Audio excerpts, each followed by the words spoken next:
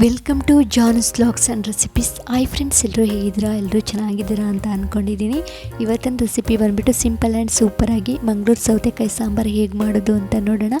ಅದಕ್ಕೂ ಮುಂಚೆ ಸಬ್ಸ್ಕ್ರೈಬ್ ಮಾಡ್ಕೊಂಡಿಲ್ಲ ಅಂದರೆ ದಯವಿಟ್ಟು ಸಬ್ಸ್ಕ್ರೈಬ್ ಮಾಡ್ಕೊಳ್ಳಿ. ಹಾಗೆ ಪಕ್ಕದಲ್ಲಿರುವಂತಹ ಬೆಲ್ ಬಟನ್ನ ಪ್ರೆಸ್ ಮಾಡಿ. ಓಕೆ, ನಾನಿವಾಗ ಒಂದೇ ಒಂದು ಸೌತೆಕಾಯಿ ತೊಗೊಂಡು ಅದರ ಸಿಪ್ಪೆ ಎಲ್ಲ ತೆಗೆದು ಚಿಕ್ಕದಾಗಿ ಕಟ್ ಮಾಡಿ ನೀರಲ್ಲಿ ಹಾಕಿ ತೊಳೆದು ಎತ್ತಿಟ್ಕೊಂಡಿದ್ದೀನಿ. ನಂತರ ನಾವು ಸ್ಟವ್ ಮೇಲೆ ಒಂದು ಪಾತ್ರೆ ಇಟ್ಟು ಪಾತ್ರೆ ಕಾದ ನಂತರ 2 ಸ್ಪೂನಷ್ಟು ಎಣ್ಣೆ ಹಾಕ್ಕೋಬೇಕು. ಇವಾಗ ಎಣ್ಣೆ ಕಾದ ನಂತರ ನಾವು ಸ್ವಲ್ಪ ಸಾಸಿವೆ ಕೂಡ ಆ್ಯಡ್ ಮಾಡ್ಕೊಳ್ಳೋಣ ಎಣ್ಣೆಗೆ. ನಂತರ ಇದ್ರ ಜೊತೆಗೆ ಒಂದು 1/4 ಟೀ ಸ್ಪೂನಷ್ಟು ಜೀರಿಗೆ ಕೂಡ ಹಾಕ್ಕೊಳ್ತಾ ಇದ್ದೀನಿ. ಇವಾಗ ಸಾಸಿವೆ ಮತ್ತು ಜೀರಿಗೆನ ಚೆನ್ನಾಗಿ ಎಣ್ಣೆಲಿ ಫ್ರೈ ಮಾಡ್ಕೋಬೇಕು. ನಂತರ ಇದ್ರ ಜೊತೆಗೆ ನಾವು ಒಂದು ದೊಡ್ಡ ಗಾತ್ರದ ಈರುಳ್ಳಿನ ಚಿಕ್ಕದಾಗಿ ಕಟ್ ಮಾಡಿ ಎಣ್ಣೆಲಿ ಹಾಕಿ ಚೆನ್ನಾಗಿ ಫ್ರೈ ಮಾಡ್ಕೋಬೇಕು. ನಿಮ್ಮ ಮನೇಲಿ ಏನಾದರೂ ಸಣ್ಣ ಈರುಳ್ಳಿ ಯೂಸ್ ಮಾಡೋದಾದರೆ 1-2 ಈರುಳ್ಳಿ ಹಾಕೊಳ್ಳಿ. ಓಕೆ, ಇವಾಗ ಈರುಳ್ಳಿನ ಹಸಿ ಸ್ಮೆಲ್ ಹೋಗಬೇಕು, ಅಲ್ಲಿವರೆಗೆ ಚೆನ್ನಾಗಿ ಎಣ್ಣೆಲಿ ಫ್ರೈ ಮಾಡ್ಕೊಳ್ಳೋಣ.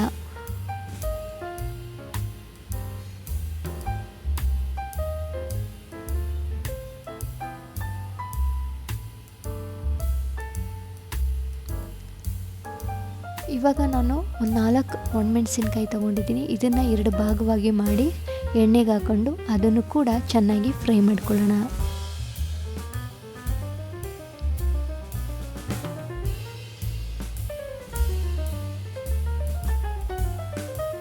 ಓಕೆ, ಇದ್ರ ಜೊತೆಗೆ ನಾನು ಒಂದು ಮೀಡಿಯಮ್ ಗಾತ್ರದ ಟೊಮೊಟೊನ ಚಿಕ್ಕದಾಗಿ ಹೆಚ್ಚಿಟ್ಕೊಂಡಿದ್ದೀನಿ. ಇದನ್ನು ಕೂಡ ಎಣ್ಣೆಗೆ ಹಾಕ್ಬಿಟ್ಟು ಎಣ್ಣೆಲೇ ಚೆನ್ನಾಗಿ ಫ್ರೈ ಮಾಡ್ಕೋಬೇಕು.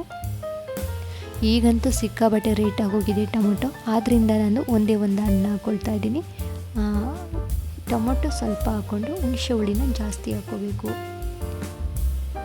ಓಕೆ, ಇವಾಗ ಇದಕ್ಕೆ ಸ್ವಲ್ಪ ಇಂಗು, ಹಾಗೆ ರುಚಿಗೆ ತಕ್ಕಷ್ಟು ಉಪ್ಪು, ಹಾಗೆ ಚಿಟಿಕೆ ಅರಿಶಿನ ಕೂಡ ಸೇರಿಸಿ ಎಲ್ಲವನ್ನು ಕೂಡ ಚೆನ್ನಾಗಿ ಫ್ರೈ ಮಾಡ್ಕೊಳ್ಳೋಣ.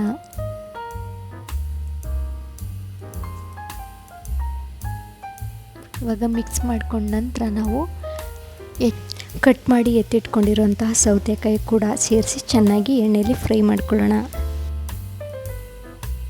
ಈ ರೆಸಿಪಿ ಬಂದ್ಬಿಟ್ಟು ತುಂಬಾ ಸುಲಭ, ಒಂದು 20 ನಿಮಿಷದಲ್ಲೇ ಈ ರೆಸಿಪಿನ ರೆಡಿ ಮಾಡ್ಬೋದು. ನೀವು ಕೂಡ ನಿಮ್ಮ ಮನೇಲಿ ಮಾಡಿ ನೋಡಿ ಹೇಗೆ ಬಂತು ಅಂತ ನನಗೆ ಕಮೆಂಟ್ ಬಾಕ್ಸಲ್ಲಿ ತಿಳಿಸಿ.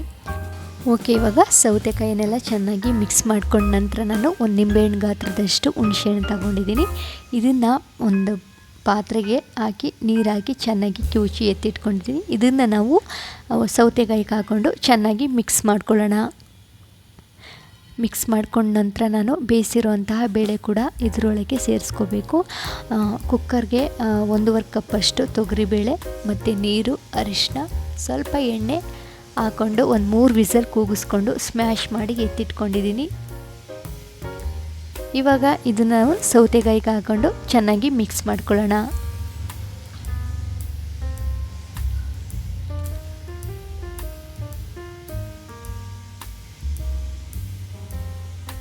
ಮಿಕ್ಸ್ ಮಾಡ್ಕೊಂಡ ನಂತರ ನಾವು 1.5 ಟೀ ಸ್ಪೂನಷ್ಟು ಸಾಂಬಾರು ಪೌಡರ್ ಕೂಡ ಸೇರಿಸ್ಕೊಂಡು ಸಾಂಬಾರು ಪೌಡರ್ ಗಂಟಾಗದೇ ಇರೋ ಥರ ನಿಧಾನಕ್ಕೆ ಚೆನ್ನಾಗಿ ಮಿಕ್ಸ್ ಮಾಡ್ಕೊಳ್ಳೋಣ. ಮಿಕ್ಸ್ ಮಾಡ್ಕೊಂಡ ನಂತರ ಒಂದು 15ರಿಂದ 20 ನಿಮಿಷಗಳ ಕಾಲ ಚೆನ್ನಾಗಿ ಕುದಿಲಿಕ್ಕೆ ಬಿಡಬೇಕು. ಇವಾಗ ತಟ್ಟೆ ಮುಚ್ಚಿ ಕುದಿಸ್ಕೊಳ್ಳೋಣ. ನೋಡಿದ್ರಲ್ಲ ಫ್ರೆಂಡ್ಸ್, ಸಾಂಬಾರು ಎಷ್ಟೊಂದು ಈಸಿಯಾಗಿ ಆ್ಯಂಡ್ ಕ್ವಿಕ್ಕಾಗಿ ರೆಸಿಪಿನ ಮಾಡ್ಬೋದು ಅಂತ. ನೀವು ಕೂಡ ನಿಮ್ಮ ಮನೇಲಿ ಮಾಡಿ ನೋಡಿ ಹೇಗೆ ಬಂತು ಅಂತ ನನಗೆ ದಯವಿಟ್ಟು ಕಮೆಂಟಲ್ಲಿ ತಿಳಿಸಿ. ಹಾಗೆ ಸಪೋರ್ಟ್ ಮಾಡ್ತಾಯಿರಿ. ನಮ್ಮ ಹಳೆ ವೀಡಿಯೋಸ್ಗಳನ್ನ ನೋಡಿಲ್ಲ ಅಂದರೆ ದಯವಿಟ್ಟು ನೋಡಿ ಸಪೋರ್ಟ್ ಮಾಡಿ. ಹಾಗೆ ಇನ್ನೂ ಸಬ್ಸ್ಕ್ರೈಬ್ ಮಾಡ್ಕೊಂಡಿಲ್ಲ ಅಂದರೆ ದಯವಿಟ್ಟು ಸಬ್ಸ್ಕ್ರೈಬ್ ಮಾಡ್ಕೊಳ್ಳಿ. ಹಾಗೆ ನಿಮ್ಮ ಫ್ರೆಂಡ್ಸು ಮತ್ತು ಫ್ಯಾಮಿಲಿಗೆ ಶೇರ್ ಮಾಡಿ. ನಿಮಗೆ ಬೇರೆ ಏನಾದರೂ ರೆಸಿಪೀಸ್ಗಳು ವೀಡಿಯೋಸ್ಗಳು ಬೇಕು ಅಂದರೆ ದಯವಿಟ್ಟು ನನಗೆ ಕಮೆಂಟ್ ಬಾಕ್ಸಲ್ಲಿ ತಿಳಿಸಿ. ಆ ರೆಸಿಪಿಗಳನ್ನ ಮಾಡಿ ನಾನು ವಿಡಿಯೋನ ಅಪ್ಲೋಡ್ ಮಾಡ್ತೀನಿ.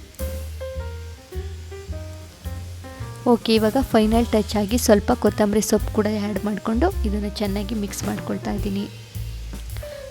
ಓಕೆ ಫ್ರೆಂಡ್ಸ್, ಇಷ್ಟ ಆಗಿದರೆ ಒಂದು ಲೈಕ್ ಕೊಡಿ. ಹಾಗೆ ಇನ್ನೂ ಸಬ್ಸ್ಕ್ರೈಬ್ ಮಾಡ್ಕೊಂಡಿಲ್ಲ ಅಂದರೆ ದಯವಿಟ್ಟು ಸಬ್ಸ್ಕ್ರೈಬ್ ಮಾಡ್ಕೊಳ್ಳಿ.